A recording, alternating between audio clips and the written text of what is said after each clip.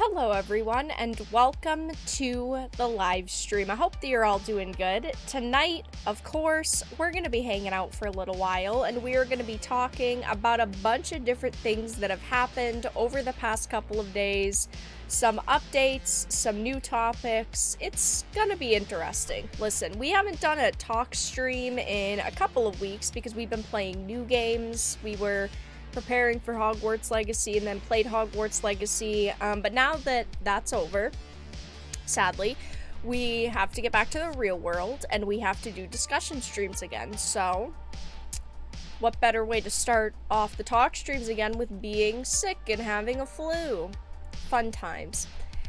So guys, tonight we're going to be talking about Aquaman 2. I know, listen, I get bored of talking about Aquaman 2 as well because I really don't give a fuck about Aquaman 2 at this point. I don't think there's anything that they can do that will make this movie good or savable. I like Jason Momoa, don't get me wrong, I would love to see him as Aquaman more, but unfortunately, they're keeping Amber, and unless they get rid of her, I really don't have a lot of interest in this. But funny enough, it sounds like the test screenings are rumored to be a big mess, and the people who are getting to see it early and kind of see the cut that they're going with right now are not enjoying it, which honestly isn't that surprising.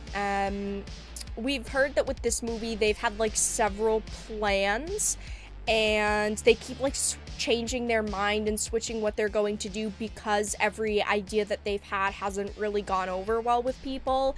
So it sounds like the screenings are finally releasing and they are not going good. We're going to be talking about Halo.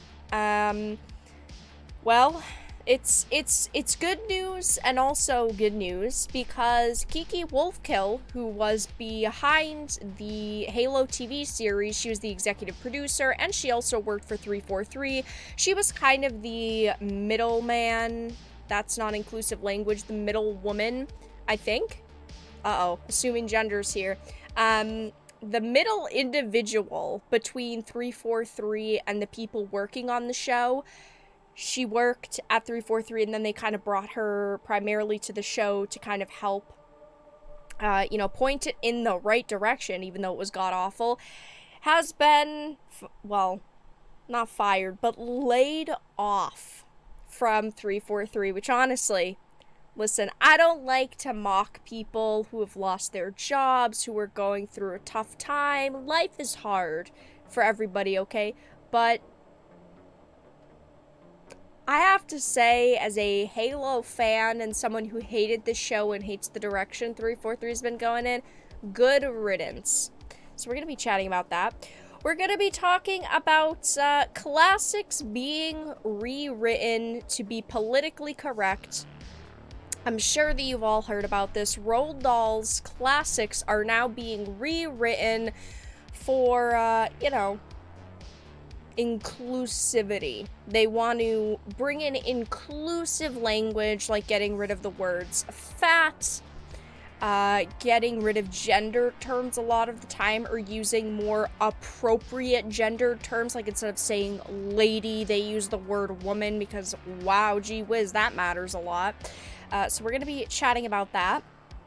We're going to be talking about Atomic Heart. This is a game I will be streaming. It releases on Thursday. I'm not sure what I'm going to do about Thursday yet, guys, because PlayStation today announced that they're doing a PlayStation State of Play on Thursday, and I'm going to stream that, but I have to figure out if I want that to be my stream for the day or if I want that to replace my videos. Regardless, I will be playing Atomic Heart either Thursday or over the weekend.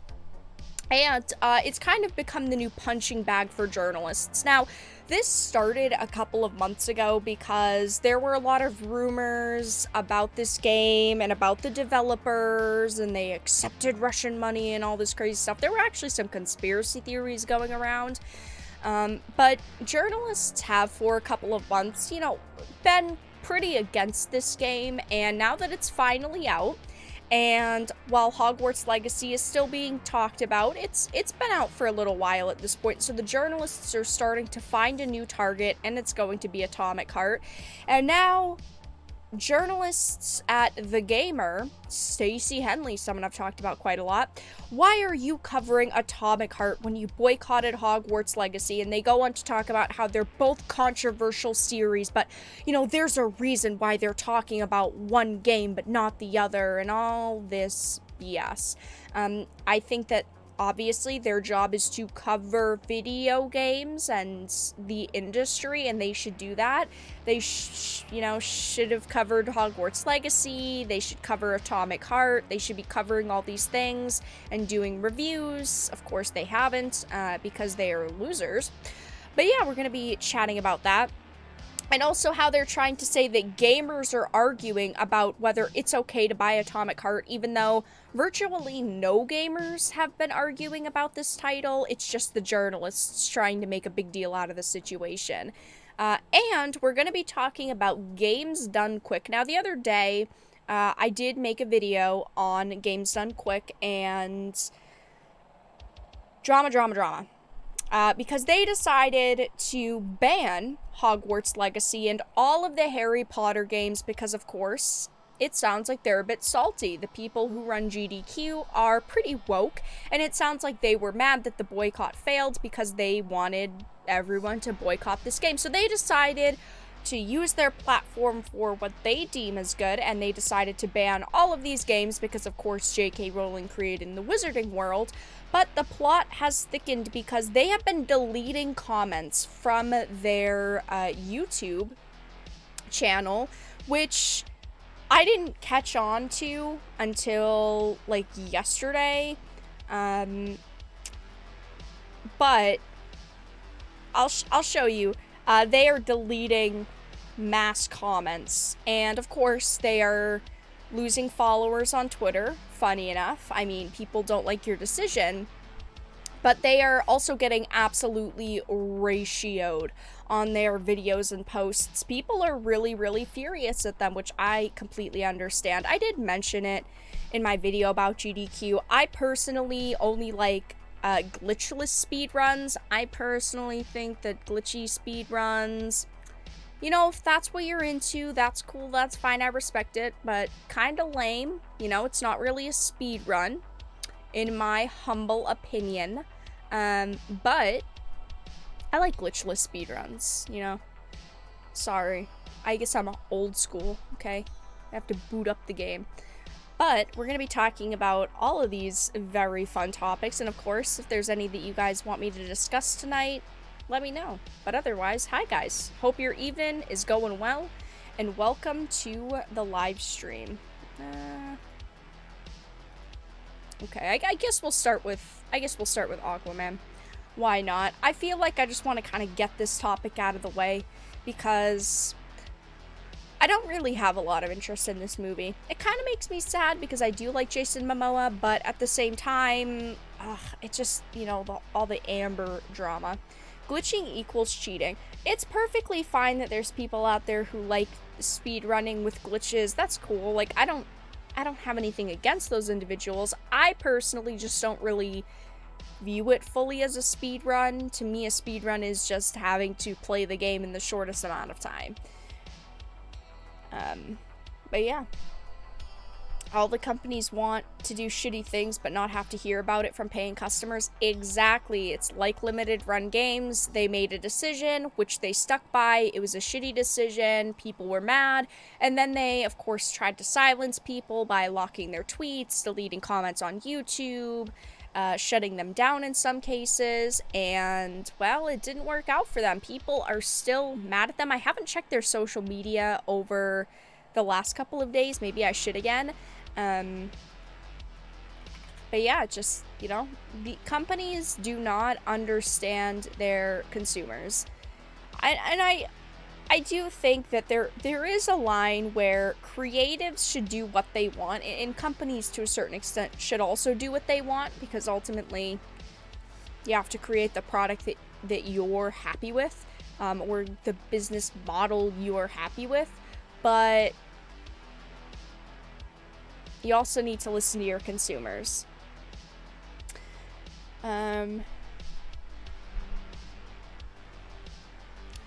Speedruns with glitches are not speedruns, they're just cheat runs. Well, we don't need to have, you know, like a full in-depth discussion about this. Everyone's got, you know, their preference. It's cool. I just think speedruns with glitches are a little bit lame. I think that they're cool to watch people do, but I wouldn't do them. I don't know. I was thinking about we should do some Harry Potter speedruns. Those ones would probably have to be with glitches, because they're on stream and it'd be quicker.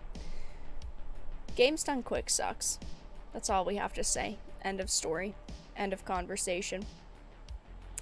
Russian bad guy, yeah. Atomic Heart in a nutshell, right? I'm pretty excited for Atomic Heart still. I know that the early reviews are not super great. It's sitting at like a 65 to a 70, so it's not terrible. But I wonder if it's going to be a game where the journalists are kind of trashing it, and, well, maybe part of that is because they have a bit of bias against the developers and in their reporting, and maybe the, you know, actual gamers playing it will absolutely love it, but we'll have to see. Only a couple of days away. It releases on Thursday, but I still have to figure out what I'm gonna do about the stream on that day. That's one thing that I hate about gaming events, is I like to stream them, but companies don't announce them with enough time. Like, Sony announced today, just a little while ago, like 3 or 4 hours ago, that there's going to be a state of play on Thursday. Couldn't you have announced it, like, last week? Like on Friday or something? Or Thursday, so it would be a week? I don't know. It's like Nintendo Directs. It's why I almost never stream Nintendo Directs, because they announce them the night before. I mean, that's just annoying. Companies suck. I got Atomic Heart in the mail today, and my only problem is that there's no trophy guide. Oh yeah, I don't know. I don't try to get trophies in games anymore. I mean, trophy collecting's cool, but I only do for very specific games. But alright, guys. Let's get into the first topic at hand, which is going to be Aquaman 2. Now, I've been talking about this movie because, of course, there's a lot riding on this film. It's one of the few films that has, you know, survived all of the behind-the-scenes drama, we'll call it. Movies getting canceled, getting pushed off, actors being fired unfairly, James Gunn. But Aquaman 2 is one of those few movies that they're really banking on. They've put a lot of money and time into it. They think it's going to go well. But from a consumer standpoint, I just don't really see a way that this movie is going to be successful. The same thing with The Flash. I think that the problem, obviously, is that both of these movies feature very controversial actors. Now, with Aquaman 2, it has been a little different because, of course, in The Flash, the main actor is the one who is very controversial, and without Ezra, the movie would not be able to be a movie. But with Aquaman 2, it's different because, of course, Amber is a side character. Now, Mara obviously was kind of like a main character, very important in the first film. That's what we expected to happen with the second. But there's been a lot of rumors suggesting that they have cut her part because they know that there's going to be backlash surrounding this film. They know it's probably not going to do that good because look at all of the boycotts and all of the petitions online. There's a petition with, what, 5 million signatures to have her removed from this movie. But it sounds like things are still not going good because the Aquaman 2 test screenings are rumored to be a big mess. I don't usually hope that a movie or a product in general fails. I almost always say, if I don't like it and you love it, that's cool. You know, we're allowed to have our different opinions. I respect yours, whatever. I hope this movie fails.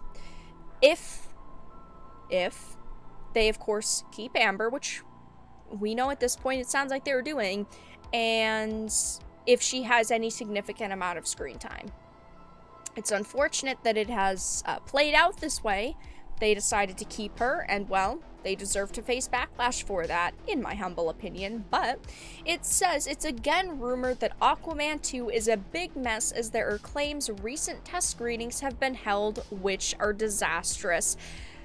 This honestly isn't surprising when you're even just looking at the development timeline of this film.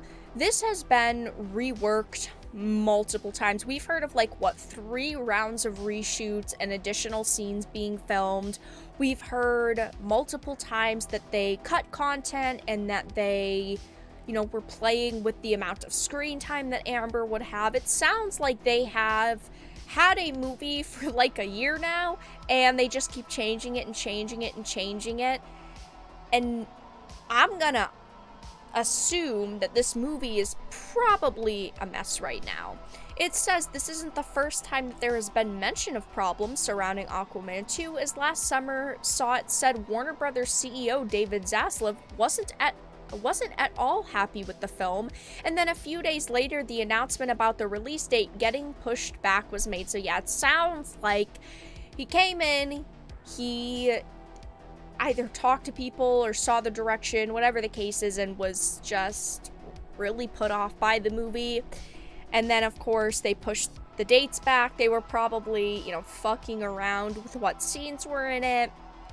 The problem with this happening to a movie time and time and time again, I mean, there's been 6 to 7 major changes with this film already, is that then you have scenes that don't really feel like they mesh well. Maybe the pacing's a little bit off because of course they already had the actors film. Maybe they, had a couple ideas for filler scenes, actors won't come back or whatever.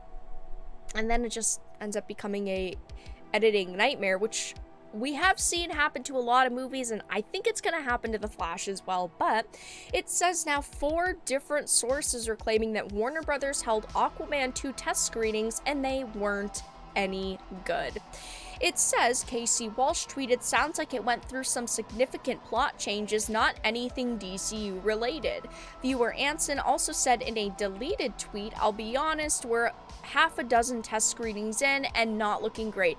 That is just crazy. You are 6 test screenings in and people are still not happy with the direction you're going, and people have major criticisms for this film. And these are people who, yes, get to see it early and probably are a bit shillish. So you'd think that they would at least have something good to say about it, but no, doesn't seem like it. It says, "I've consistently heard over the last half year or so that it's boring, not as good as the first, and potentially one of the worst DCEU movies." Another source tweeted, "There's a reason I've been avoiding any questions about Lost Kingdom, but since viewer Anon put it out there, it brings me no joy to back him up and tell you that the test screenings for this film have not been good. Really hoping Juan fixes this movie before December." There's no way that they're going to get another date push off. This film has been delayed, 4 times at this point? There's no shot that they're gonna get another delay. This movie is going to release come hell or high water, and I don't know if they'll be able to fix it. I don't even know if they should waste their time fixing it, to be fair. This is one of those films that I initially was excited for, right? Because I liked Aquaman 1, I would have watched Aquaman 2, and I probably would have tried to enjoy it. But the thing is that there's so much controversy because of Amber, and I really don't want to support a movie with Amber in it. I do not like her as an actress. I always thought that she was just okay as Mera, but, it's not like she was on screen half the time or 3/4 of the time and she was just this outrageously massive character in it. It was okay, ditzy, redheaded character. Okay, I mean, she's attractive, whatever. It's not like Jason Momoa is a shit actor. He can carry basically anything that he's in. But I don't see a way that this film can be successful at this point. You've got The Flash, you've got Aquaman 2, very controversial actors, lots of controversy, period. I get that they didn't want to write this film off, that they probably had big deals with Jason Momoa. He's a very, very popular actor. People really like him. But there has to be a point where they have to admit, okay, this isn't gonna work. And I feel like we've gotten to that point. It was added, I heard that something that almost never happened in test screenings happened with this movie. They're really going to need to fix this one and fix it fast. Whenever I hear about films getting test screenings, usually we hear about like 2 test screenings, maybe 3. Because of course, the more test screenings, the more people that see it, the more it really doesn't give consumer confidence. But it sounds like they are just, you know, editing, listening to feedback, editing, listening to feedback, which would be good. But I don't see hope in this film. Viewer also responded, "This is one of the bad things about being a scooper. I don't want to shit on movies, but at a certain point when people know there have been a lot of test screenings, our silence becomes pretty telling. I like Juan. I know he's had a rough time on this one. I hope it works out." And Big Screen said, "Couldn't have said it better myself." I just don't care at this point, you know? I like Jason Momoa. James Wan's okay. I like Aquaman. I would generally be excited for Aquaman too. But the DCU and just everything surrounding it at this point just sounds like a nightmare. I'm sad, okay, about the direction that they're going in, the characters that they are, of course, getting rid of, the actors that they have decided to keep. Maybe this movie will come out and it'll be amazing. That'd be great. I want movies to be good, I want content to be successful, and I want shit to be enjoyable. You know, I'd love to be able to sit here and have a positive-ass Polly channel and be like, yeah, this new thing came out and it's really good. I'd love to sound like a shill for literally everything. I don't think it's gonna happen with this film. And all of these scoopers and leakers are saying this movie is not good. Take it with a grain of salt. But it seems like there's trouble in paradise. It also says that, you know, it was noted Aquaman 2 tanking is probably the reason Jason Momoa will continue on as Lobo in James Gunn's new DCU. Yeah, this is also a thing, is that it sounds like Jason Momoa is kind of being shifted to another project. My problem, again, is that we've got a good actor for Aquaman. Like, we had a good actor for Batman, we had a good actor for Superman, a good actress for Wonder Woman. We had a good cast. And they're keeping half of the cast, but none of the good cast. And now they're gonna shift Jason Momoa to something else, and I think that he could play Lobo. I don't want to see him, you know, completely gone from these projects, but I would want to keep seeing him as Aquaman. I don't know. Yeah, Vara, stop being a Debbie Downer. I want to be positive. That's like half the reason why I stream video games, because I want to be positive about something, and a lot of video games are pretty good, and I enjoy playing video games, right? But it's topics like this that make me, a Debbie Downer. Because I know that this movie's gonna come out, I know it's gonna be shit, there's really no way that I can see that they could save it. Is it confirmed they're keeping Ezra? Yes.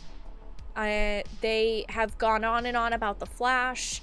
I mean, just 2 weeks ago, James Gunn was saying that it's like the best DC movie ever created, or the best superhero movie ever created, or something. We don't know if Ezra is going to be part of anything after The Flash, but I mean, James Gunn had literally said that they were up for rediscussing his role in the DCU after The Flash came out and after he's been to rehab. There's no way that they're gonna drop Ezra. It makes no fucking sense. But they are they're clearly hyping Ezra up a lot. You know, they wouldn't be saying that it's the best superhero movie ever created if they were like, we're gonna drop this asshat right after this film comes out. We need to release it because we have nothing else. They would be silent right now. I mean, we'll see. Maybe The Flash will be so fucking mind-blowingly good, I'll be like, holy shit, I was wrong. I don't think so, okay? Flash went to rehab. Yeah, Ezra. Allegedly. Allegedly. Ezra is in rehab. We haven't seen any proof of that. Yeah, supposedly. If Ezra gets a second chance, what about Depp? It is all Warner, but it's still different people. You know, the people that are casting and making big decisions for the DCU are not the same people that are, like, on, you know, Fantastic Beasts and Harry Potter. I would love to see Depp back, but I think that at this point with the Depp, it's two-sided. It's not just, oh, this company fired him and they don't want to work with him. It's also he doesn't want to work with them, which I totally and completely understand. Honestly, though, I think that behind the scenes, they are trying hard to get him back. And I say that because just a couple of days ago, Orlando Bloom came out and he was asked about Pirates of the Caribbean 6 and his thoughts on what they were doing. And he said he would love to get the band back together. He would love to get the original team back together. And of course, that would be him. That would be Keira Knightley. And it would be Johnny. And at this point, we don't know what they're going to do about Johnny at all, because they're saying with the next Pirates film, apparently now they want to keep it in the, like, original universe. You know how they were going to reboot it with all females? Well, because that fell through, it sounds like now they want to kind of go back and potentially bring back original characters, even if they're, like, side characters. So we'll see with that. I do think, though, that they probably have tried to get him back, but you know, you can't blame him for not wanting to return. We don't know that for sure, though. That's just speculation. Though, he is a moneymaker. Is there really a Pirates franchise without Depp? In my opinion, no. I would not watch... Well, okay. If I was a normal consumer, I would not watch another Pirates film without Johnny. Of course, it's different because I'm talking about it. I try to watch and consume all the content that I talk about on the channel because I don't want to be like one of those people that's like, I love this, and I didn't even fucking watch it because that's really crappy. But in my opinion, no. I think that they should just straight up give Pirates the boot. Now, it still could make them money, which is why they're not going to, but I don't really see a future there. Vara can already do a review of the all-female Pirates movie, which has a sequel. True. True.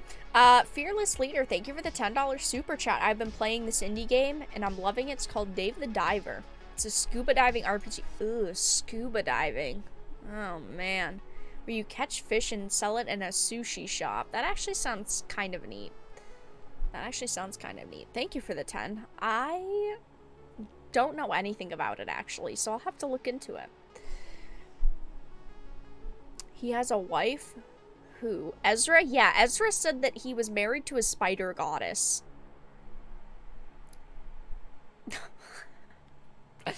Anyway, now we get to talk about Halo. Another just massacred franchise. I like Halo. I love Halo. Halo is one of my favorite video game franchises of all time. I fucking love Halo. But over the past few years, it's been pretty freaking rocky. I liked Halo Infinite quite a lot. Don't get me wrong. It still was missing a bit. It still wasn't perfect, and Unfortunately, 343 just kind of hit it and quit it. They released the game, they got everyone excited for it, and then they dropped it. No DLC for multiplayer or the main story. They didn't really release any other additional content, and then the game just kind of died, which is very, very sad. But of course, the Halo TV series came out, which was a fucking nightmare. It was god-awful. I think everybody knows that at this point. And, well, they're doing a season 2 of it, which I honestly don't know how they're gonna do that. But now, the Halo TV series EP Kiki Wolfkill has reportedly been the latest casualty of 343 Industries' brutal layoffs. I don't like to mock people when they have lost their job. You know, life is hard, people go through tough times, but don't let the door hit you on the way out. See you later, loser. Kiki Wolfkill, the executive producer for the Halo TV series, has left 343 Industries, leading to suspicion she has been punished by Microsoft. Yeah, Daddy Microsoft hit her with a belt. The tech sector didn't have a great start to 2023, with Amazon, Google, and Microsoft announcing a total of 40,000 layoffs between them by mid to late January. For Microsoft, cutting 10,000 jobs. This comes after earlier job cuts in October and July last year. Bloomberg's Jason Schreier reported that the layoffs would also affect Microsoft's gaming division, and according to people familiar with the matter, those affected included Bethesda Game Studios and 343 Industries. Even those who had over a decade at Xbox weren't spared. Now, just a guess, I think they fired fucking everybody except for the people that are working on Elder Scrolls 6. Why else would they keep them? You know? Who cares about these other losers, right? Especially Kiki. It says, this may explain why the studio head reassured fans via the Halo series Twitter account that Halo and Master Chief are here to stay. Of course they're here to stay. Just because, like, let's say 20 or 30% of a development team gets fired, that doesn't mean that you're never going to see these games again. Especially something as big as Halo. Halo is a money maker. Infinite made them a boatload of cash, and of course they're not just going to kill it off. Yes, they're in the middle of projects right now. They probably were planning to do more content for Infinite, and then they never did. We probably won't see another Halo game for like 3 years, but they're probably in the early stages of planning the next release, and that's why they don't need that many people. I'm not sitting here supporting layoffs and saying good for Microsoft for laying everybody off, because no, people need jobs, and it sucks to get fired, laid off, to get the boot from companies, but they're never gonna get rid of Halo. Though it says Schreier would go on to elaborate his initial report, claiming that the outfit is all but starting from scratch, along with Halo Infinite being sluggish to release features expected on launch. 343 was already losing staff by the week, along with a major leadership change in fall 2022.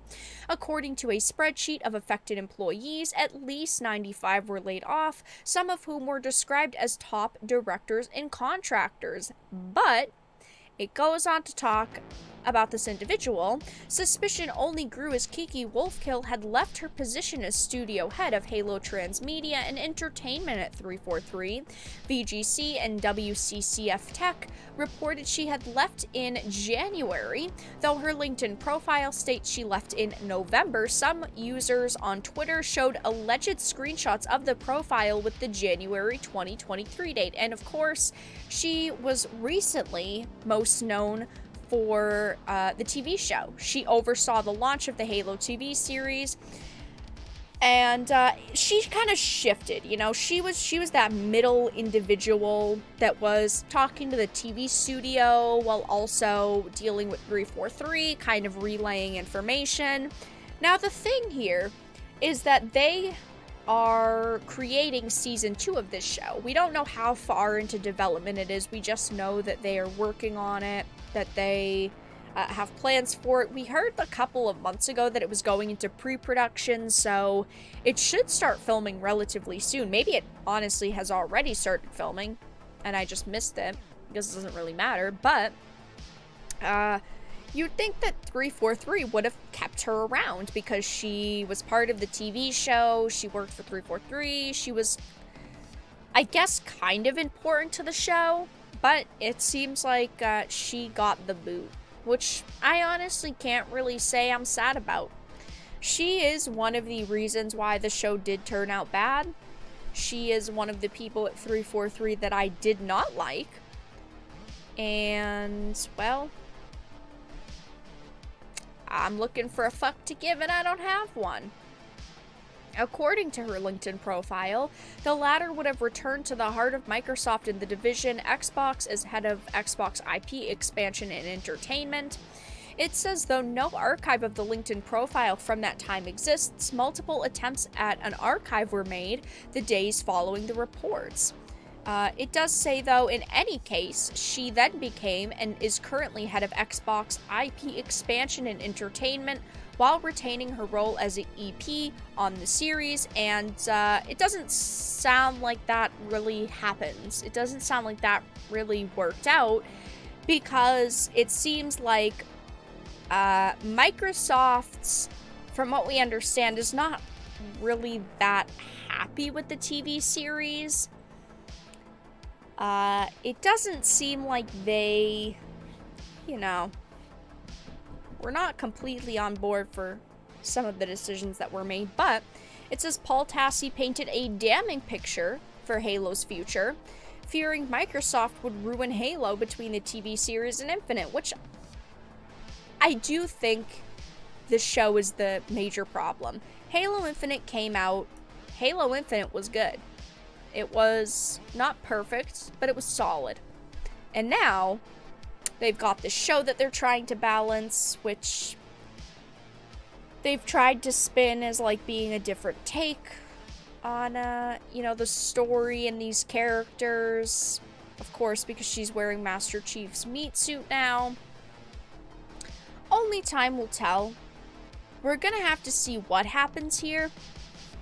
If the show, picks up anybody else from 343. If maybe after season 2 will get canceled. In my opinion, I think, just like Velma, when they greenlit season 1, they also greenlit season 2, so they were contractually obligated to do a second season of this show, and, Velma was as well. They had to do a season 2 because they signed everybody for multiple seasons. I don't think that this show is going to get a season 3. It shouldn't even get a season 2. It didn't even deserve a season 1. But it sounds like things are not going so good at 343.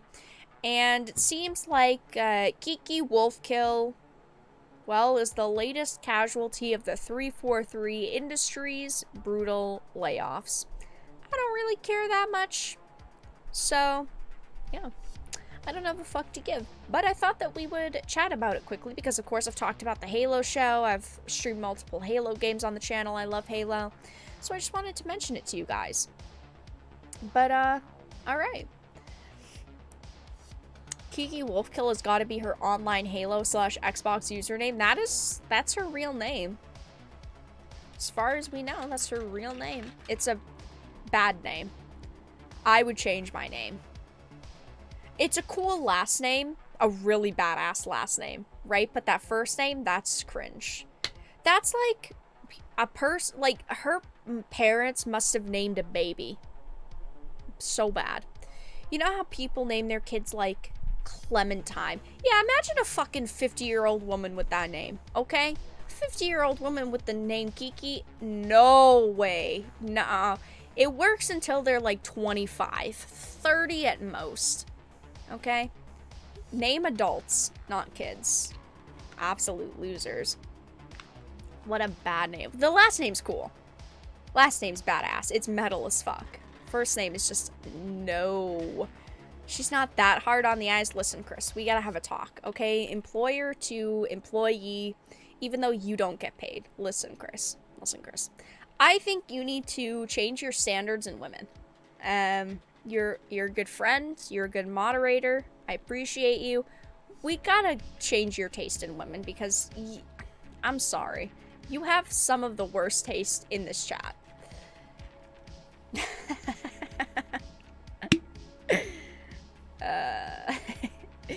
Kiki Palmer? Okay, who else's name is Kiki? Who else besides Kiki Palmer? And again, she's like, what, 30?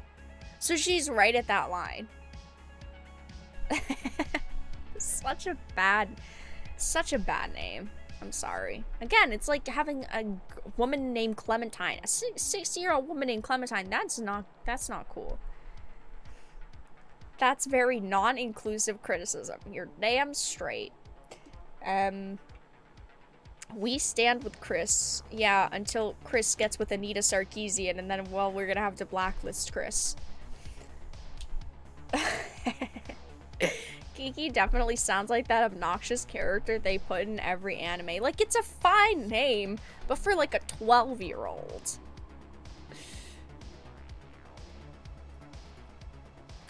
Kiki Wolfkill. She's 53.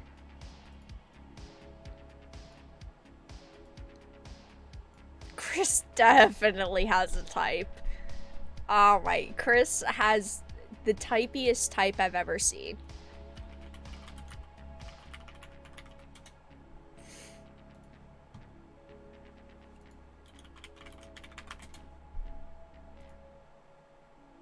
Yeah, that's a type.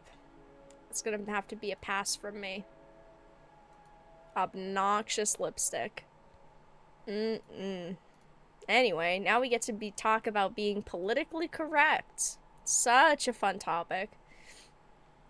I love having to discuss being politically correct. Yay! So much fun.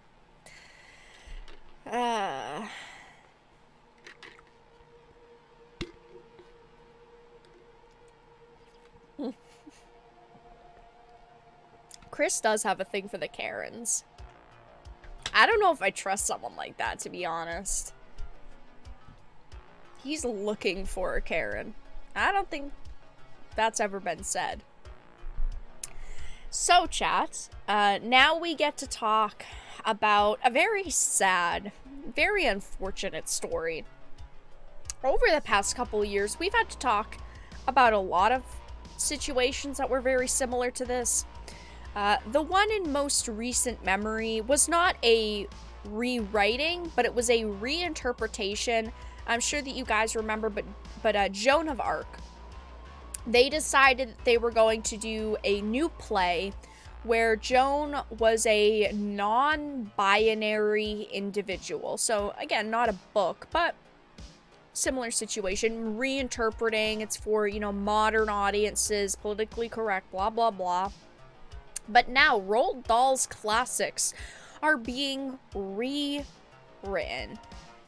This we have seen happen quite a few times, and I'm sure the one that you all are going to remember the most was Dr. Seuss. A lot of the Dr. Seuss books were rewritten to be politically correct.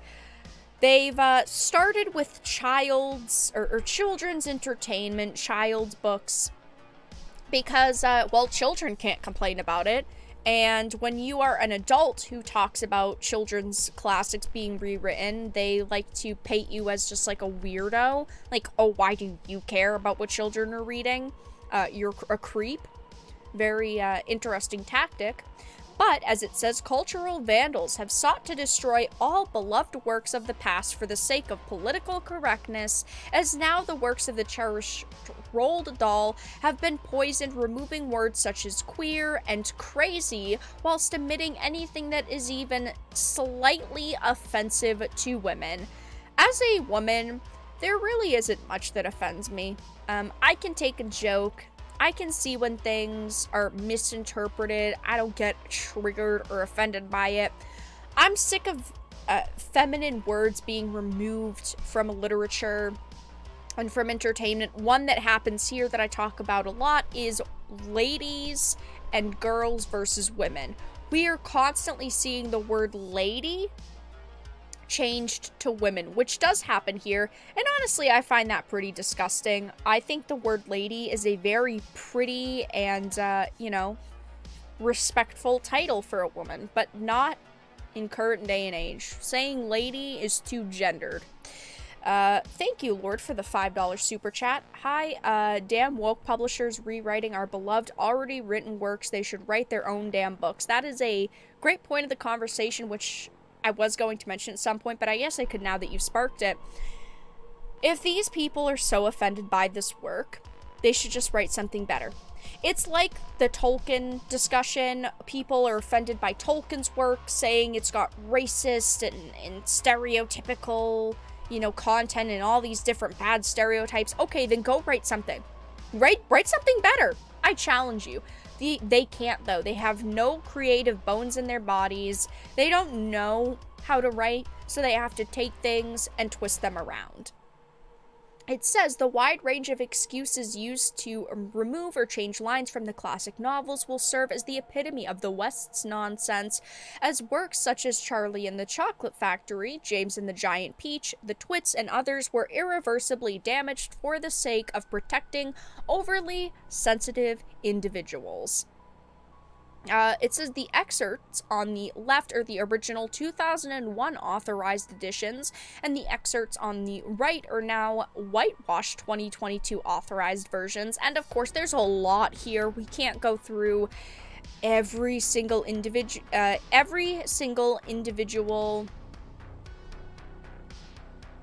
you know, example here, but we can look at some. Oh god, where do you even start here? I mean, this is just fucking yikes.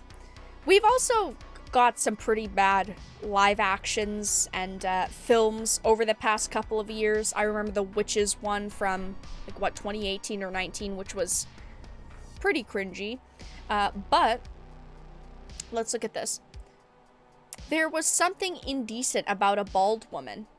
Removed. I do not wish to speak badly about women. Most women are lovely. Removed. That, to me, is just, like, the worst fucking example.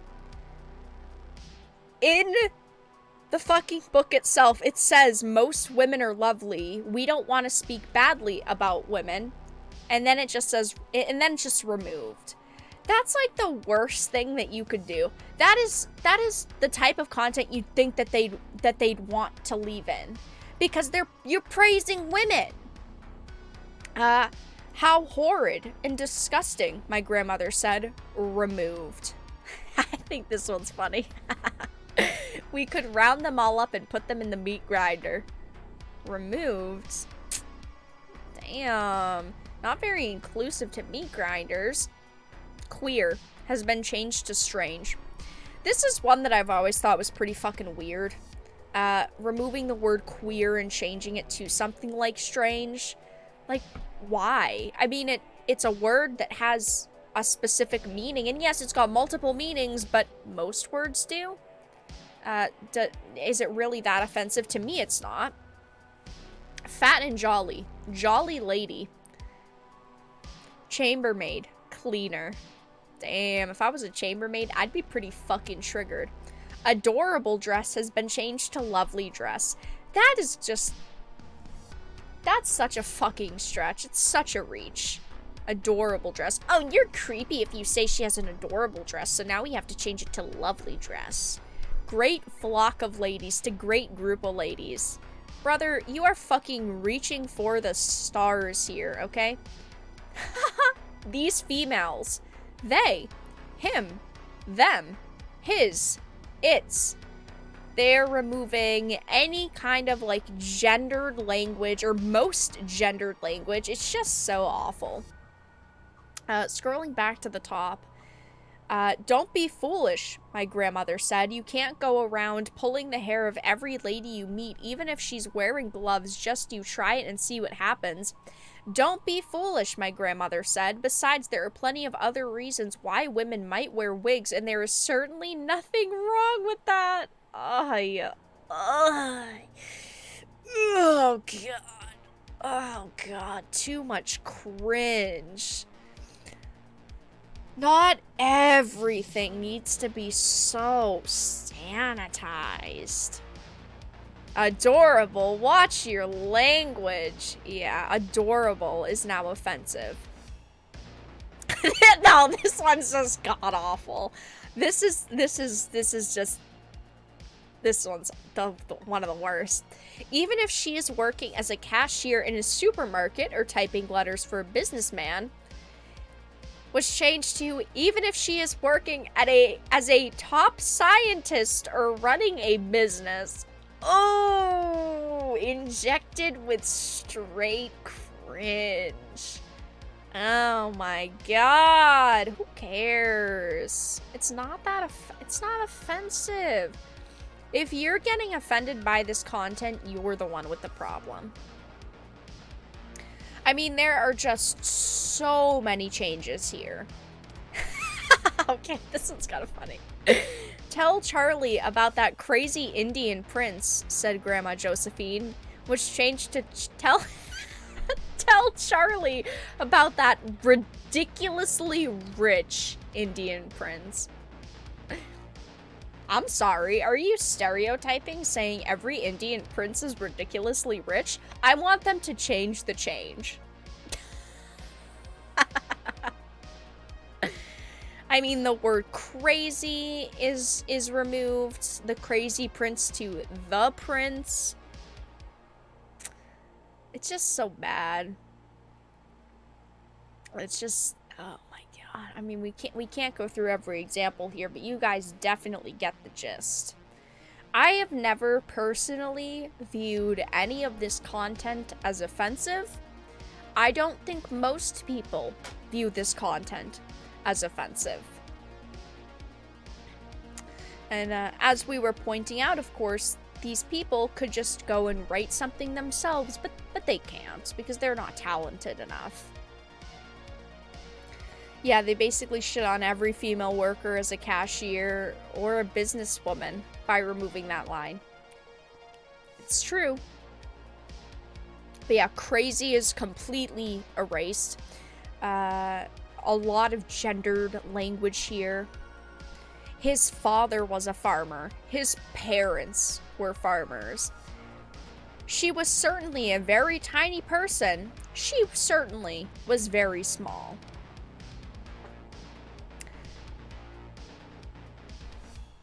Oh, instead of just calling mom stupid, mummy's as stupid as you are. To mummy and daddy are as stupid as you are. Fearful ugliness. Ladies and gentlemen, to folks. Yeah. Well, this is the world that we live in now. 1984. You're not allowed to have children's entertainment because that's gotta be completely sanitized. It's okay if the messaging behind a child's product is completely changed as long as it's the messaging that they want in that content. Mommy can't do anything by herself. Yeah, mommy can't even be stupid by herself. Damn. I don't know if this one's even any better, to be honest. Oh, do shut up, you old hag. Was changed to, oh, do shut up, you old crow. Honestly, I think I'd rather be called a hag than a crow.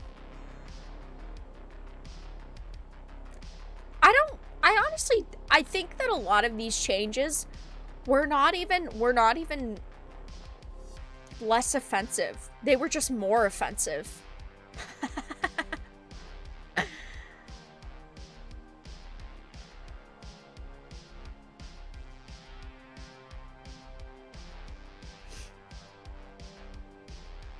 Like saving her life or rescuing her from a gang of armed thugs. Like saving her life or rescuing her from a gang of armed robbers. Armed robbers versus thugs. Okay. Yikes, yikes, yikes. Yeah, I'd rather be called a hag than a crow. Yeah, these are all removed. When an actress wears a wig, or if you Or if you or I were to wear a wig, we would be putting it on over our hair, but a witch has to put it straight onto her naked scalp was just completely removed.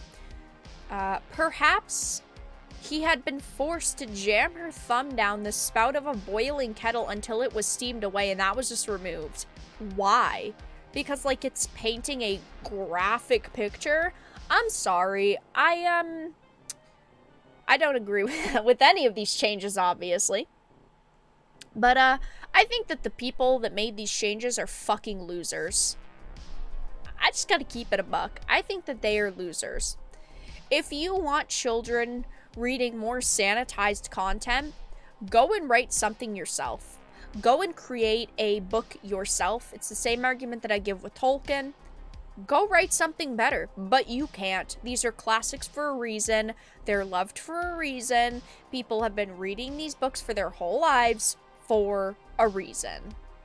Yeah, they view thug as a racial term. Yikes, yikes, yikes. Yeah, I've never seen, like, any of this content and gone, wow, that's really offensive in a serious manner. Of course, you guys see me do it with video games all the time, right? Where I'm like, oh my god, hashtag triggered, that's offensive content, but it's a fucking joke. These people, well, it's not a joke to them. Why remove this? Because what, you think that a woman is too emotional? The original said that seemed to calm her down a bit, and it was completely removed. I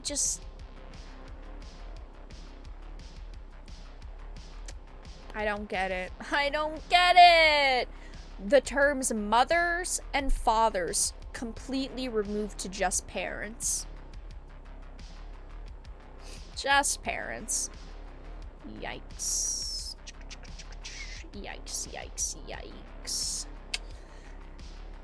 Matilda took the knife she had been eating with was removed. I mean, you can't have gendered terms. You can't have graphic descriptions. You can't call people adorable now. You can't call people crazy. The word white. You can't call people white anymore. Turning white because she's sick. Turning quite pale. The only people that see this content as offensive are the people that need help. I don't view this content as offensive. I'm sure most of you don't either. And, well, 1984 is really getting going, guys. It's very sad that we live in this world where all of this content is so bad. But, well, all of this has been changed now. I might do an individual video on this tomorrow, but yeah, Roald Dahl's classics are now being rewritten to be politically correct. It's not the first time that this has happened, unfortunately. We did see, you know, a massive situation only a couple of years ago with the Dr. Seuss books. It's sad, but well, can't say I'm surprised. Anyway, chat, now we get to move on to journalists. Yay! Awesome. So fun. Yay. Stacy Henley, what else have you been up to lately besides bitching and moaning? Give me a Disney princess game, but Tomb Raider. Sure. I'd be down for that. VR games needs an agreed upon language. Okay.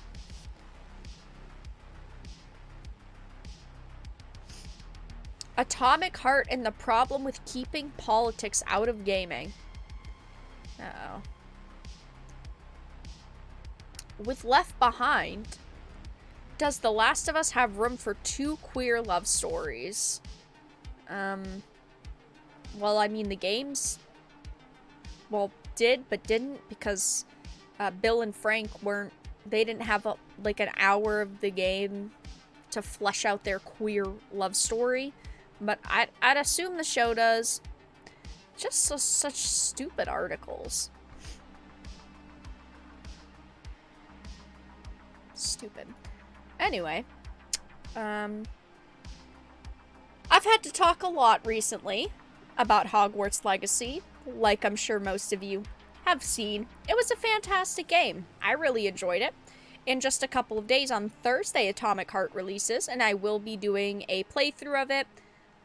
I never expected it to be a 10 out of 10 game, but it's not doing great. I mean, the critics are giving it like 65 to 70s, which isn't god-awful. It's not perfect, though, that's for sure. And maybe users will give it a fucking 9 and 10 out of 10s. Maybe users will absolutely love it, or maybe we'll rate it lower.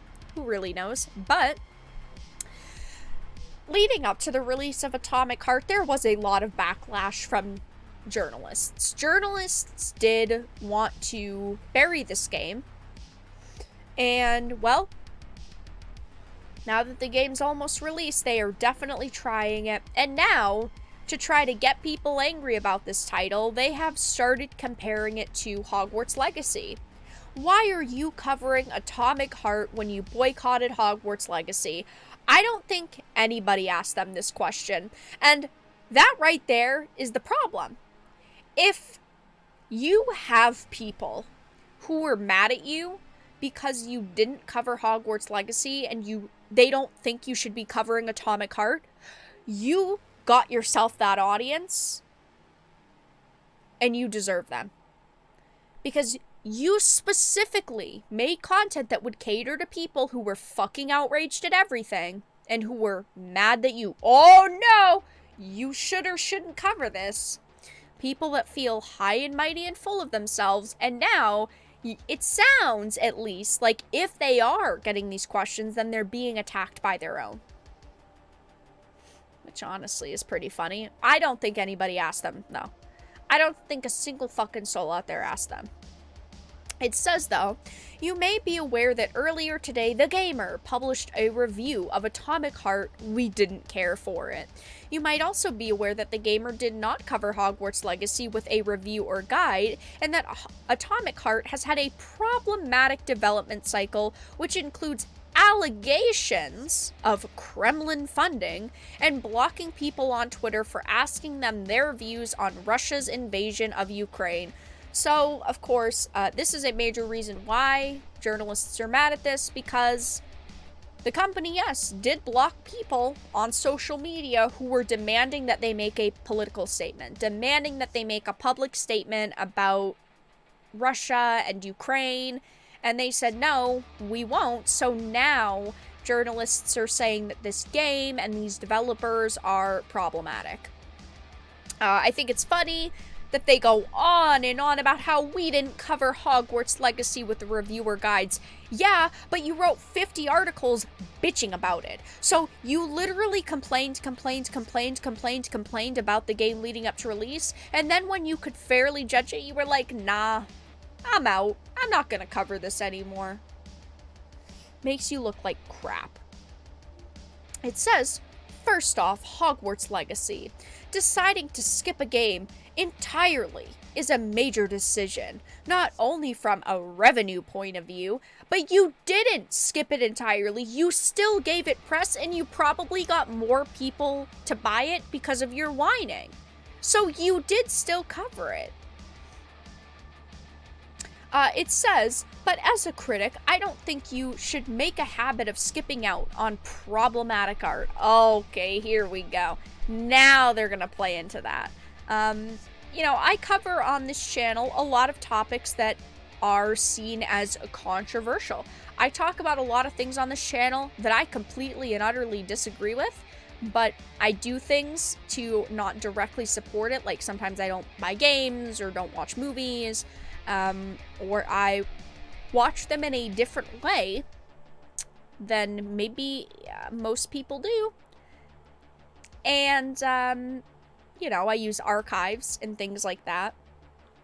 And while, yes, even though I'm talking about a negative situation or something that I view as negative, I'm still talking about it. So ultimately, yes, I am giving them more press, but it's not like they're actually getting anything from that. It says, though, The decision to skip Hogwarts Legacy was less of a personal one for me, but one which considered our writers who expressed discomfort at the thought of having to guide all the collectibles in a game their trans friends were asking them not to play, and for trans gamers in general who correctly, unfortunately, fear lots of gaming circles do not care about them. I'm sorry to your trans friends that might have been offended by this, but you should not be listening to your friends who are telling you not to do your fucking job. If your friends are telling you not to do your job, they're really not your friends because they want to see you fail. They do not want to see you succeed. I mean, hell, they would be happy if you'd put your job on the line for them. Are they going to pay your bills? Are they going to single-handedly save your reputation? No. No, they're not. Hogwarts Legacy is tied to J.K. Rowling. Her agency was involved in producing the game. No, they weren't. She signed off on this game. Her agency signed off on this game, but nobody that was, like, in J.K.'s sphere had anything to do with this game. It says it was less of a question of cash in her pockets as it was all those pennies spent on the game being slid under her soapbox, helping her rise ever higher in her public prominence. She is one of the most influential voices in the world, with her words having been quoted by right-wing politicians when pushing through discriminatory laws. We did not want to participate in furthering her platform. Imagine if I sat here in a live stream and I went to Stacey Henley's Twitter, and I found people that she had liked tweets of or followed, and I found things that they did or said, and then used that against her. That is such a crappy thing to do. Okay, just because one individual uses quotes by JK doesn't mean that she is directly affiliated or associated with them. You can't do that. You can't play that game, because then we would be sitting here for the rest of our lives going, oh, well, this person did this and you follow this person that follows that person who said that thing. That's just not the way that the world works, okay? There are many people who played Hogwarts Legacy, guilty, by their own admission, believe JK to be transphobic. I mean, sure. If you think that she's transphobic, I mean, you can think that. I can't tell you what you can and can't think. I can tell you if you're wrong, though, based on the evidence that we have. If you believe this, buying Hogwarts Legacy tells corporations that transphobia is not a line in the sand for you. We are talking about a game based on an IP that, yes, J.K. Rowling did create. She ultimately, yes, makes money from Hogwarts Legacy, but you are not just supporting her if you support this game. You are supporting a group of developers, you are supporting a company, and you are ultimately, yes, supporting the industry. There are games that I have played on this channel that I did not like people that, you know, were behind them. I've played games that happen to have SJWs behind them. Like, look at the KOTOR remake that's gonna come out in fucking 5 years if we're goddamn lucky. Sam Maggs, even though she isn't working on it anymore, she did still work on it. She is a massive fucking SJW, and I personally dislike her and the work that she has done, but I still will play that game because it is larger than just her. If we sat here and boycotted every single video game or movie or TV show that had someone controversial behind it, we would never support anything. Whether it is a developer, a writer, a creative, a photographer, a cameraman, a lighting man, an executive, we could find behind every project a shithead. We could find that bad apple that fell very far from the tree. That's just the way that it goes. That's just the way that it goes. And these people cannot just accept that. Their job is to play games and review games, and if you don't want to do that, quit. Find a different job, okay? It's as simple as that. There would be someone else who would review Hogwarts Legacy. There will be someone else who would do your job. It says, though, I wrote that I felt games media had failed the Hogwarts Legacy test. Yeah, but that's not just up to you, okay? But that was not a binary situation where playing the game at all equates to failure. Now, they talk about Atomic Heart. Here, the issues around the game stem from not an individual and more from the studio's funding. While Mundfish has been accused of taking Kremlin money, these remain accusations, and it is not clear that the studio is a tool of the state any more than Russian business which has taken out a loan. Then don't mention it, okay? I understand that they want to, bury this game completely, right? They don't actually care about the truth. They're pointing out that these are accusations, and it is that's all they are, but they're still bringing it up and using it as if it wasn't an accusation and as if it was truth. It says, however, the devs have not helped themselves by creating a game of this nature and then enacting a no politics rule in discussion of the game, or in putting out a weak statement clarifying the team's stance before only answering follow-up questions about graphic performance. So yes, these developers, this group of people, said that they would not make political statements. Journalists really wanted them to make a statement on Russia versus Ukraine and everything going on there, and they just said, we're not going to. Yes, this game does have some, real world, situations / parallels in it, but we are also not talking about something that references the now, the current day. It says, though, ultimately, we do not feel any single person involved with Atomic Heart has the influence of J.K. Rowling, but it shouldn't matter if someone does or doesn't have the influence, because if you're going to boycott one game because someone behind it is shitty, then you should boycott all games because someone behind them are shitty. You are just picking and choosing, literally the thing that you were accusing other people of doing, and you're saying they're wrong for doing that. They also, in another article, or not in their article, but PC Gamer had put up an article basically talking about the same thing. All of these journalists are putting out like the same generic copy and pastes. And they said that gamers are still arguing about whether it's okay to buy Atomic Heart. I have not seen any gamers debate on whether it is okay if you purchase or play Atomic Heart. Like I always say, if you want to play this game, play it. There are games that I personally don't play, and I say it's great if you guys play. There are games that I love and think are great, and you guys are like, oh, I would never support that because of this individual or that individual. That's perfectly fine, but the problem with these journalists is that it is their job to report on the industry, and they are falsely reporting on the industry. They are taking maybe 2 or 3 tweets that they saw, and then they say it's a massive debate, it's a controversy, it's a problem. It's not a problem. Most people agree that at the end of the day, it's just a game. If you want to play it, go ahead and play it. Like I said, I will be streaming Atomic Heart. I will be doing a playthrough, and I don't really care what these people have to say. Of course, I played Hogwarts Legacy. I really liked it. Solid 8.5 out of 10 for me. And I hope Atomic Heart isn't terrible. At the end of the day, it just matters to me how the game itself is. And yeah, that's how it goes. So guys, fun times. Next, we're going to be talking about GDQ, which will be very interesting. But quickly, before we move into that topic, and before I read chat, if you're enjoying the live stream, make sure to give it a like. We only need a couple more to hit 100. If you are not, give it a dislike. Check out the links in the description and the pinned comment. Donate via Streamlabs. Become a member via YouTube memberships, a Dark Titan, via Patreon. Thank you for being here and for supporting the channel. Also, guys, technically next week would have been the week where the supporter stream falls.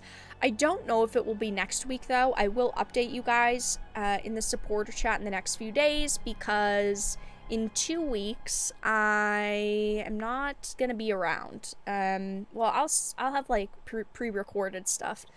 We'll talk about it though. Soon. once everything is 100% hammered down. But the next 2 weeks are gonna be kind of busy, so my streaming schedule is gonna be really mixed up. But I'll let you guys know when the next supporter stream will be. Stacey Henley is the laughingstock of games media. I think that a lot of these journalists are the laughingstock of games media. I personally, I do a lot already. I, of course, live stream, I upload videos, social media, all that, and I do stuff outside of streaming as well. I report on news through videos and live content. I've considered doing like a video game website. I don't really think I have any real interest in that right now. But maybe one day. Maybe when the Kotakus and the Polygons start to really die down, maybe one day I'll start like a website. And just do it myself and just copy and paste the fucking... copy and paste the pre-releases that literally, that's all these websites do anyway. FNT? No. I will be... Vara sounds like she's dying. I'm not dying. I'm not dying yet, chat. I'll be dead by 50, but I'm not dead yet. Okay? I'm only at my half-life, okay? What's happening in 2 weeks? I'm not gonna fully announce it yet because it's not 100%, you know, hammered down. But soon I'll be mentioning it in the supporter chat and then, of course, mentioning it to you guys. You're a game journalist, Vara. You know what? Let's do a poll, okay? And if you vote wrong, you're getting banned. Am I a journalist? Yes. No. Am I a journalist? Go and vote. Go and give a vote. Chat. Am I a journalist? If you vote wrong, you're banned. Going to a convention. There's a couple conventions over the next couple of months. I will be going to PAX East, which is at the end of March, but there's no conventions until then.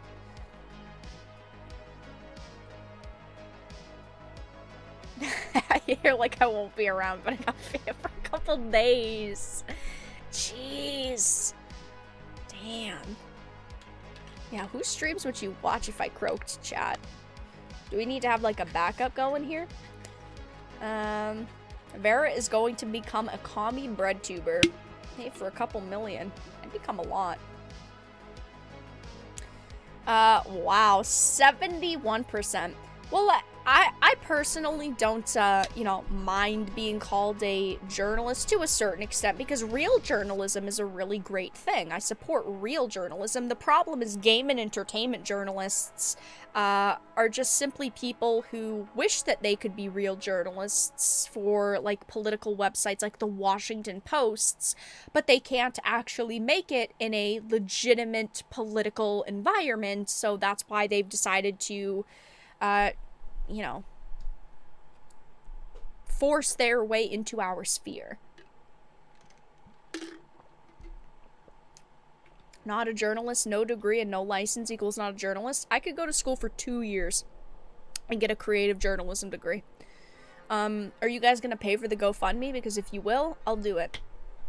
I'll live stream my courses. Okay. Games, journalism degrees are stupid, for most people. Anyway, games done quick, chat. A couple of days ago, I talked in a video about games done quick, and of course, how they banned Hogwarts Legacy and all of the other Harry Potter games because it seemed like they were salty. The people who run Games Done Quick are social justice warriors. They lean very left in a lot of cases, and they probably were boycotting this game. They were probably hoping that Hogwarts Legacy was going to fail, and because it didn't, they decided, you know what, I've got a platform and I'm gonna use it. So they banned all of these very beloved video games, and of course they took a lot of heat for that. They faced a lot of scrutiny for this move, which I obviously think was a very dumb move, but things have not been going good for them. So when I covered this in a video a couple of days ago, it was a brand new topic. All we really had was the basic information of they banned it, and that was that. But now that a couple of days have passed, it seems like they have faced the wrath of people. They have really, really pissed everyone off because on social media, they are getting ratioed and they are trying to hide all of this backlash by deleting lots of comments. So, of course, on Twitter, they've been posting like normal, doing their normal stuff, and they haven't really been posting, suspiciously enough. They have only posted, a couple of times. But let's look at one of their posts from yesterday. First couple comments are pretty normal, and then you get into the don't care, I'm enjoying Hogwarts Legacy posts. Harry Potter when? When is Hogwarts? Would be awfully silly not to have Harry Potter in your roster of games. Can I play Hogwarts Legacy to raise money for charity, or does charity have limits and people in need aren't as important as you pretend they are? So, here's one shining example of them getting absolutely roasted, and I guess good for them. I don't want to praise them at all because they don't deserve praising, but they haven't hidden any comments on Twitter from what I've seen, but their YouTube paints a very different picture. Now, they've got 918,000 subscribers on YouTube, so a very sizable audience. I mean, almost 1 million subs. They get, okay views for like 100,000 subscriber channel. 5.9, 7.3, 7, 7, 6, 9, 7. Anyway, when the news dropped the other day, their views shot up. This one on the right, as you can see, speedrun from the crypt, love is in the air, 13,000 views. This was when the news broke, and if you click on it, as owner of Mint Mobile, shut up, Ryan Reynolds, okay? You can see that it's got a lot of views. 13,000 or 14,000, pretty good. Likes to dislikes are not looking so hot for them. 239 likes to 770 dislikes. Okay, so they're getting ratioed. When I planned on talking about this yesterday, I was going to cover it today, but I was too sick to make a video. There was 0 comments on this. 14,000 views, almost 800 dislikes, 4 comments. And they are only comments praising them. 4 comments, that's it. That is like a statistical anomaly. Okay? Yeah, maybe it's a fluke. Let's go to their other one. 5 days ago, 9.2. Oh, also, look at their, their introduction screen. 178 likes to 79 dislikes. Okay, so not ratioed on this one, but almost 10k views, 8 comments. All positive comments. Here's another one. A nice introduction screen. 14, oh no, this is the same one. This is a different one. A day ago. Okay, nice introduction screen. 7.3k views. It's getting ratioed. 134 likes to 282 dislikes. 5 comments. They are very clearly wiping comments. They are trying very hard to hide their comments. There's no possible fucking way that this video has 800 dislikes and not a single soul left a negative comment.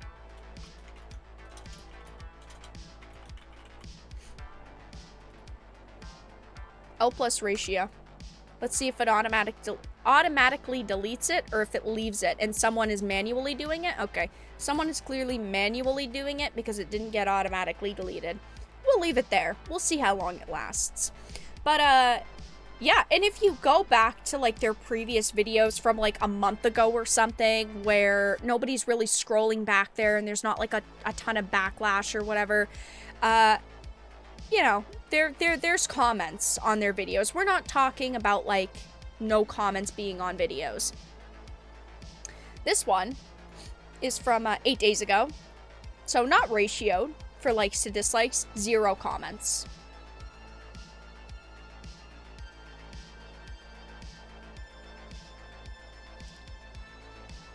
So they're clearly locking down their comment sections, right? Things go under review, it doesn't actually post, and then it gets automatically deleted. Their moderators are keeping a very close eye on this channel. And if you look at their social blade for their Twitter account, I don't believe that there was any other controversy going on with them, but they are bleeding subscribers or followers on Twitter, and they have been. Like 2 weeks ago, they bled 60 subscribers, or excuse me, followers, and I don't believe that they were in the middle of a controversy then. And we're not talking about like hundreds and thousands of followers lost here, but they've been consistently bleeding subscribers, and not just over the Hogwarts Legacy drama, which I think is kind of freaking funny. So they are clearly not doing so good right now. People are very upset with them, and they are locking down their YouTube channel. So yeah, I thought that I would show you guys that. I will be making a video on this tomorrow. I was gonna today, but I've been really freaking sick today. So yeah. Your comment wasn't negative enough. Actually, true though. But yeah, fun times. How did GDQ not learn from what LRG just did? Because these companies think that they are correct. They believe that while, yeah, they're going to face a little backlash, they're doing what's right. And they go, that was that other company. That's not us, so it's not the same. So, type something like, is this woke garbage? I bet that it's removed. Which video was it on? L plus ratio. It was about 2 minutes ago at this point. It's okay, so it's still there, but it's not actually posting for you guys. So if you go to try to find this tweet, you're not actually, or this post, you're not actually gonna see it. It's going to be hidden because it shows for me because I made the post, but it's not going to actually be there for you guys. Fun times though. Fun freaking times. It just makes them look even more pathetic than they already do. It really does. You know, I personally do not like games done quick. I mean, they've put themselves in the middle of several controversies over the past couple of years.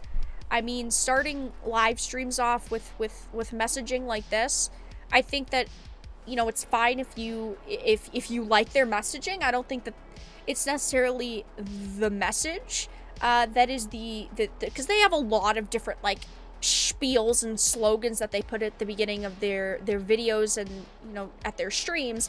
But why is this on a video game live stream? Why is this on a video game video? It shouldn't be. But of course, these people are, you know, interesting people. We'll just say that. So, yeah, very, very interesting times. 800 dislikes and not one negative comment. That doesn't seem suspicious at all. So, yeah, guys.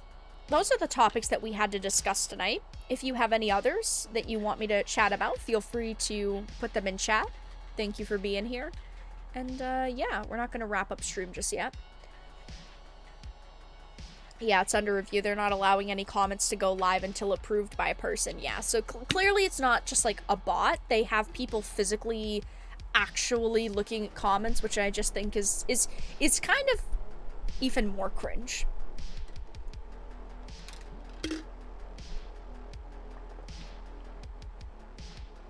I don't know what their website's looking like right now. Games done quick. Checked it a couple days ago and nothing was, you know, updated. I didn't see anything out of the ordinary for them. Yeah, on their front page. okay, given the state's continued disregard for COVID-19 dangers and an increased aggression towards LGBTQ individuals, including the Don't Say Gay bill, we do not believe it's the safe place for our community to be at this time. This is when they pulled out of Florida location because, well, they said that it was unsafe.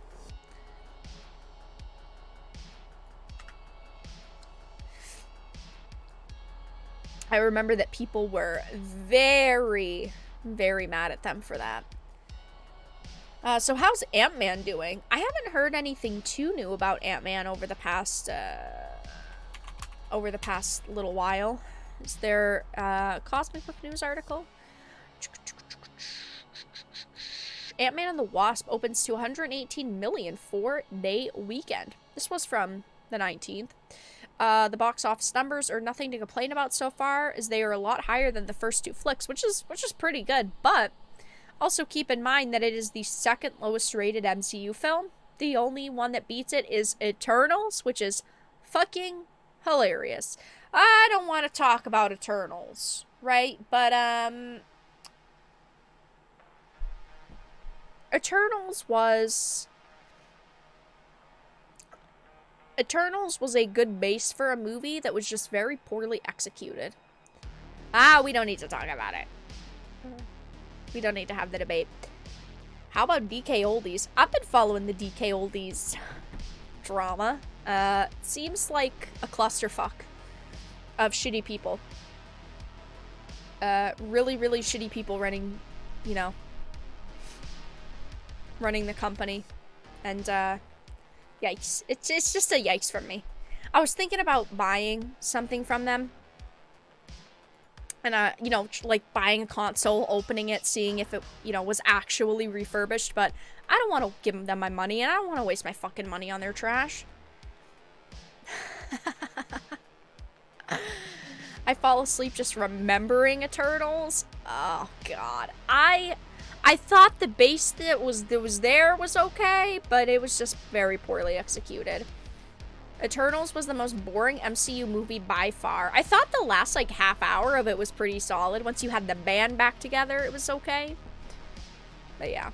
Thank you, Paulo, for the 4 months as a Bronze Titan. Journalist or not, I think you're way better than all the activists who claim to be journalists nowadays. Well, thank you. I appreciate that, and thank you for the support. Eternals was very boring. It was very poorly paced. Ugh.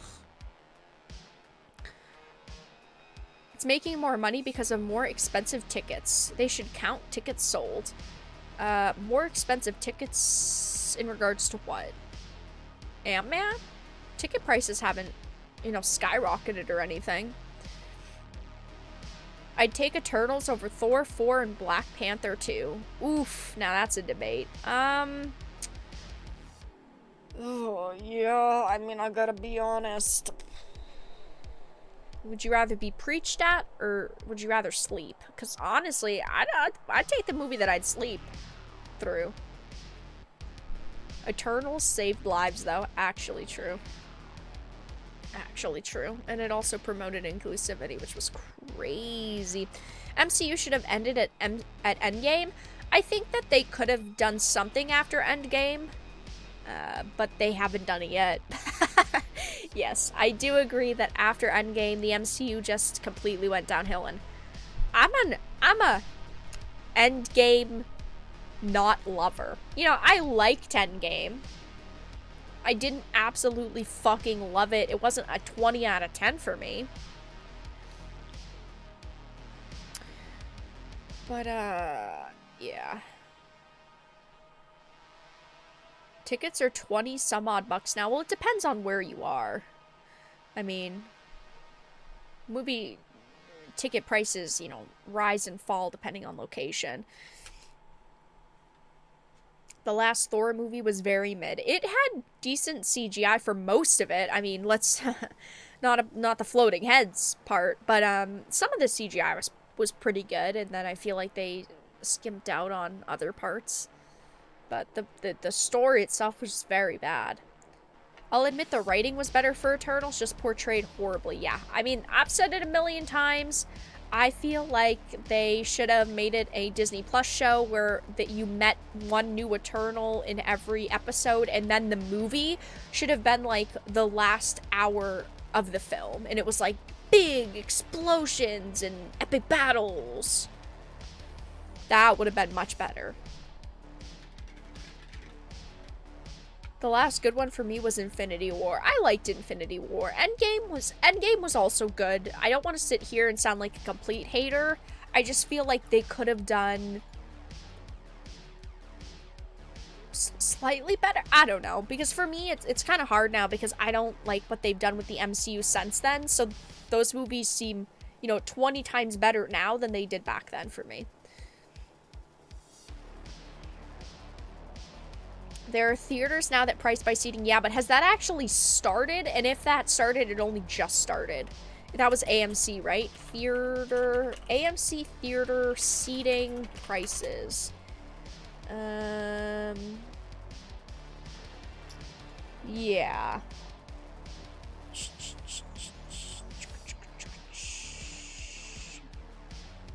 Let's see.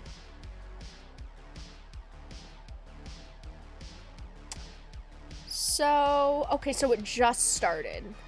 But it was only in New York, Chicago, and Kansas City. So, like, yeah, it's 40 theaters across those 3 places, but that's not enough money to significantly raise what this film would make. It's not like it's across the country and it's every single one. No, it's not. So I don't really know if it's fair to say, oh, this movie made more money because of that, because I don't think that it impacted it that much. I treat Infinity War and Endgame as one movie. Yeah, they were filmed that way. I definitely consider them like one movie as well because they were meant to be that way, but they still spread it out over a couple of years because we have to milk it for all it's worth. They should have just paused the MCU after that. They should have given it like 5 years with no content. People would have been fucking hyped by now. People would be like, hell yeah, I'm ready for some new Marvel content. And if they really put the time and effort into thinking about what they wanted to make and what the movies were going to be and the direction they wanted to go in, I think that they could have done so much better. I've said it before, though. I'm a DC fangirl for life, okay? Batman is just Batman. There's nobody in the MCU that's Batman. I love the DC U, EU, XU, XYZU, whatever the U that they're gonna go with next. I like DC. The heroes are just cooler, in my opinion. In most cases. Not every case. But, well... honestly, I don't like either of them right now. Trash. Oh, also Ant-Man, Quantumania, all of the real-world references, like peaceful protests, and, I think they mentioned about, like, masks, and, just all of the real-world references. I understand that there's gonna be to a certain degree, right? But, I mean, these are things that are directly the here and now that make it feel dated. It's not like an overall message. Like, Star Trek had a lot of real-world parallel situations, but had very generic messaging. So I could watch Star Trek today and still appreciate it when it was made. But the references that they're putting into Marvel movies are just dated.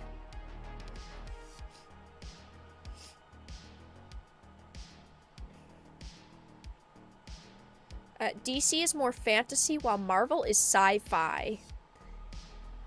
I could agree to that to a certain extent. Yes. And I like that about Marvel and DC. I like how they're different. But it's just right now neither of them is good. Thoughts on Shazam? I saw on Twitter earlier the Rachel Zegler clip. She plays the new Snow White. I saw the clip of her in the movie today. I liked the first Shazam. I like Shazam. Shazam is cool. But that's the problem, is that they get you interested in a character or a movie and their storyline, and then you blindly buy into watching the sequel or the follow-up, and then it ends up being really bad. I hope Fury of the Gods is good. Do I think it's gonna be good? Probably not as good as the first. Oh, the Guardians 3 poster with fucking Nova and the, oh god, the outfit. Karen Gillian did come out and say that she's the one who picked that pose, but the problem isn't the pose, right? With her, with like the hand, like that's not the problem. The problem is like the body shape and proportions that they gave her. It's like somebody edited the poster and thought that the character was supposed to be a man, so they gave, you know, her character manly proportions. You pick one of like the hottest actresses and you manify her. That is just no. See if we can find a an image. Uh-oh. Hold on. I gotta hide my Twitter, okay? When I go to Twitter, I can't show you guys. Okay? Yeah.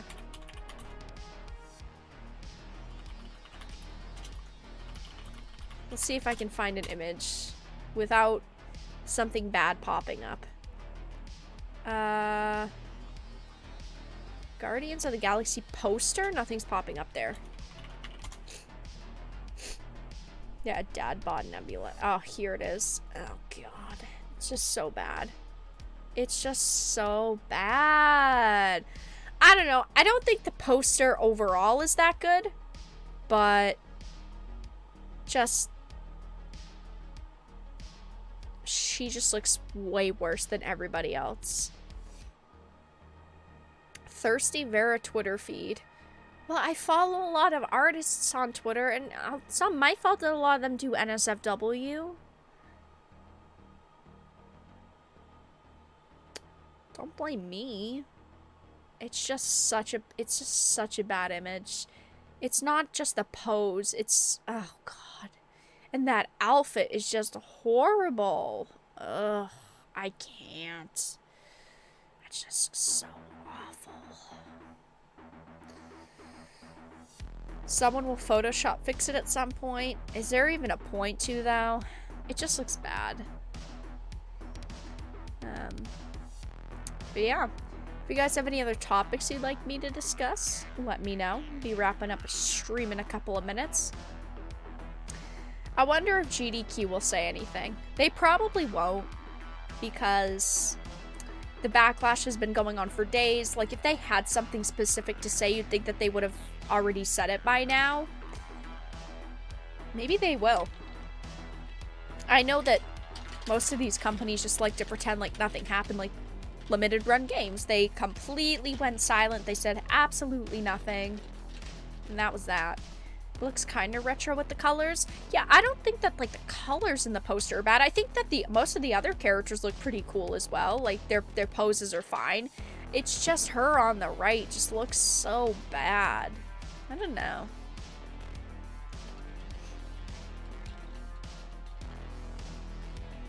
Ugh, this looks bad. Poster looks like a dead movie. That's true. I don't even know if there's a point for anyone to Photoshop it. It's not like it's not like it's gonna make the movie good.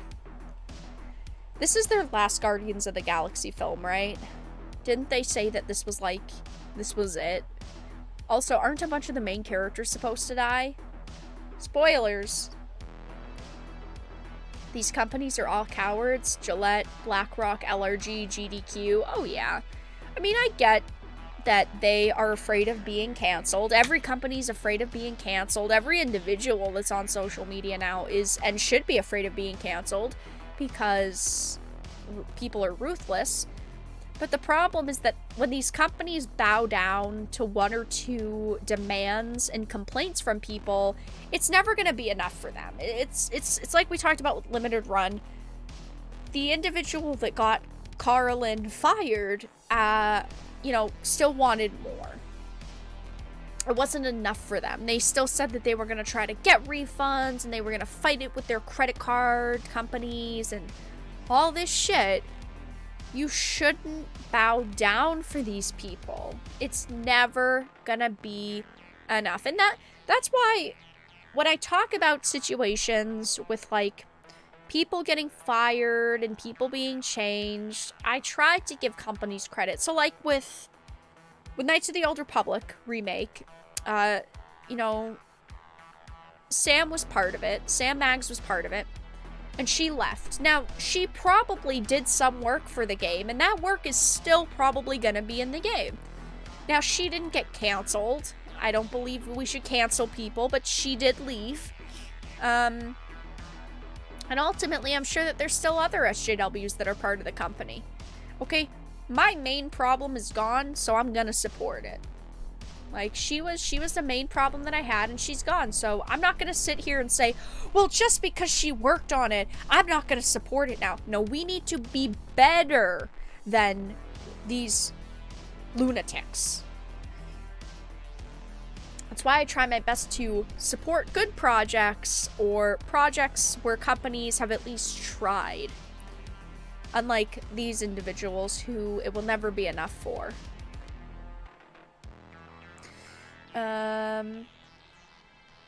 It almost makes you wonder how companies succeeded before social media. Well, easily, because they didn't have all this outrage.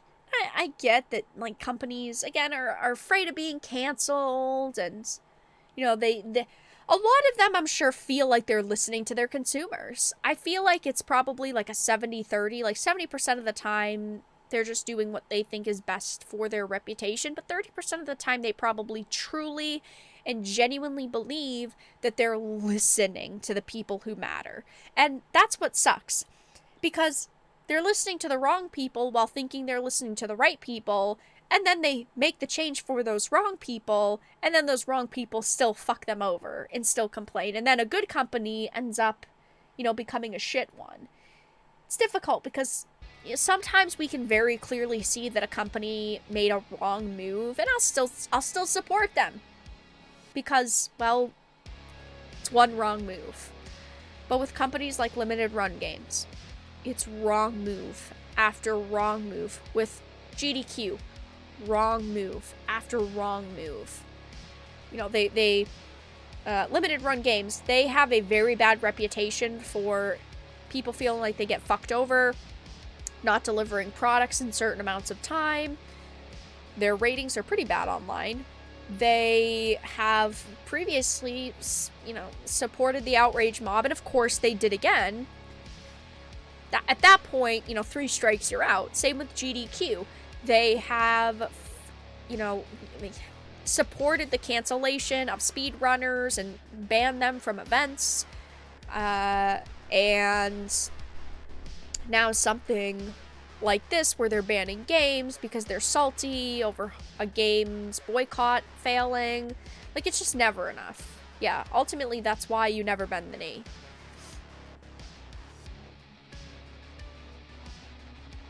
That's definitely not Star-Lord's body. Everyone is a teenager in this poster. Probably. Actually true, though. Never bend the knee, even if a hot blonde woman with dragon tells you to. Well, that's a little different. You know, that's a bit different.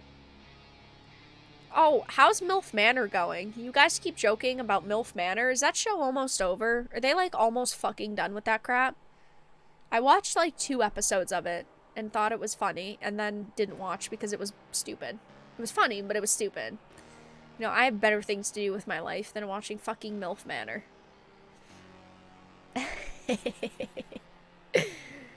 Imagine a company doing entertainment media for the taste of people from 15 years ago. They would be successful. What if you're... No, theater. Listen. It's fine in a fictional fantasy setting. Okay? Anything basically goes. Almost anything goes in a fictional fantasy story. Fake characters, fake words, fake scenarios. But see, if I said yes, then you would say it's real life, and you'd, well, you guys would roast me. So, fictional. Fictional, hot cousin. Fictional. Well, chat, with that being said, it's just about time to wrap up the live stream. So, yeah, fun times. Chris, we don't want to hear about your taste in women anymore, okay, Chris? You're done, okay? Chris, next stream, okay, I want you... You have homework, Chris. Come into the stream on Thursday, or the next game stream, because I think I'll probably be streaming twice on Thursday. And I want you to have a list of 3 women, okay? That you respect, right?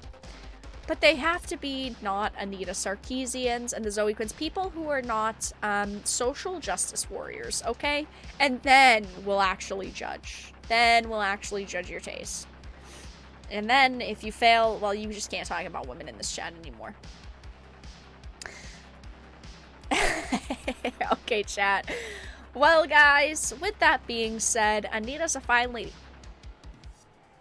No, she's not. She's not fine in any way, okay?